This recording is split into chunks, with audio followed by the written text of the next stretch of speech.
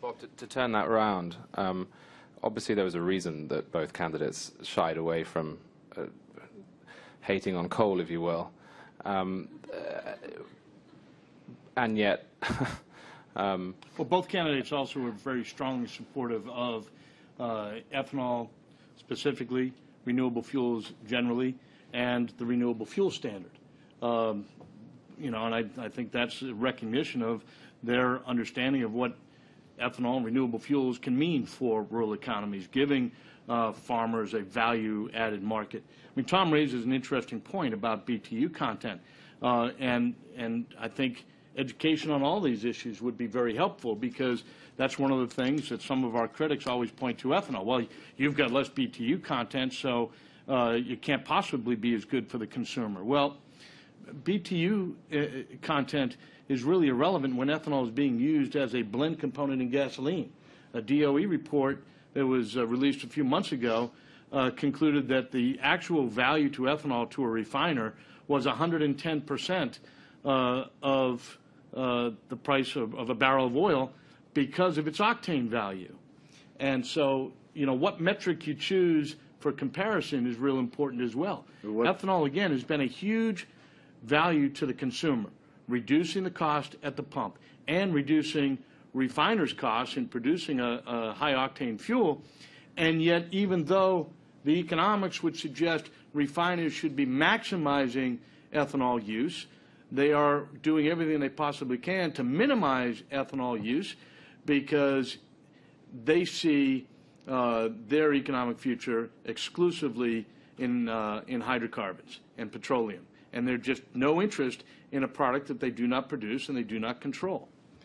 At what point, though, how high of a blend does the consumer start noticing the degree of inefficiency between ethanol and petroleum or gasoline? Well, when ethanol is used as a replacement fuel to gasoline, so E85 in a flex-fueled vehicle, the consumer is smart enough to know that unless the ethanol is sold at 70% the price of gasoline, it's not an economic value to him. But that's, in fact, what is happening across much of the Midwest today, where E85 is $1 or more below the price of gasoline, and it is providing consumers that have a flex-fueled vehicle with some relief at the pump. Bob, you know, your argument, again, is I still don't understand why, if this is so economical, you need these mandates. And your argument is no different than some manufacturer or product saying, you know what, I can't sell this because Walmart won't put it on the shelves. So we need a government program that says Walmart has to put this, you know, program on our shelves because they won't do it. And look, that's not the way the free enterprise system works. I'm sorry. I mean, look, if it's economical, there are ways to get this done without requiring people to buy it, even if they don't want it. I know the Wall Street Journal has never been able to wrap their arms around this issue, but the fact of the matter is refiners absolutely control the access to the consumer. How is this different than people say, oh, Walmart controls the consumer market, and so they should be required to put all these different products on their shelves? How is your argument different than that? Well, there are clear energy, environmental, and economic public policy reasons for the government to say, you know what, gosh darn it, I know that ExxonMobil doesn't want to use more ethanol, but it is in our public interest. But you could make that argument in favor of Walmart stocking certain products, surely. Well, I don't represent Walmart. Maybe they'd like to hire me.